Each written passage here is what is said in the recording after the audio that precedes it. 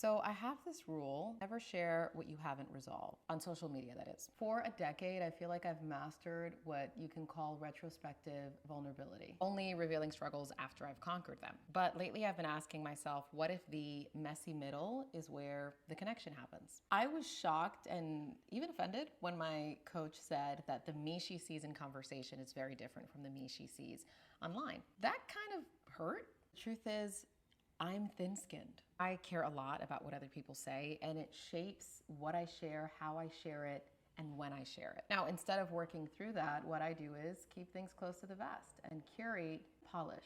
I watch people like my husband who are immune to criticism and imagine what that freedom must feel like. He played sports and was, criticized and critiqued in front of his peers, so he knows how to take what's useful and discard the rest. Not only do I admire that, I actually envy it. I feel like my career as a journalist actually reinforced this because everything is so polished. Your makeup, your voice, your posture, your script. It's also about delivering facts, not feelings. You learn how to become the messenger and not the message. And there's actually a lot of safety in that because you become the conduit, not the content. But sharing the unresolved questions, the doubts that keep me up at 3 a.m, that rawness, that feels like I'm walking into battle announcing that I have no armor, no shield, no poker face. It's the reason I didn't talk openly about my pivot away from news after 10 years of being a reporter and journalist until I quieted some of my own doubts. And I had several major news outlets reach out to me to interview me after I made the move, and I turned down each and every one of them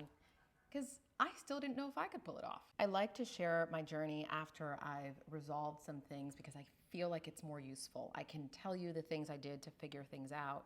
And what was mind-blowing for me was when my coach said, sometimes the point is just to share your journey, not solutions. Sometimes there isn't a solution. The journalist in me is like, this does not make it on air until we have some solutions. So I'm curious, has social media made us feel like we need to document every teardrop? Or is there inherent value in sharing the process and the unresolved? Or maybe you're like me and you appreciate the clarity that comes with hindsight. I clearly don't have the answer to this yet, but I wanted to share this with you, even if it breaks my rule just a little bit.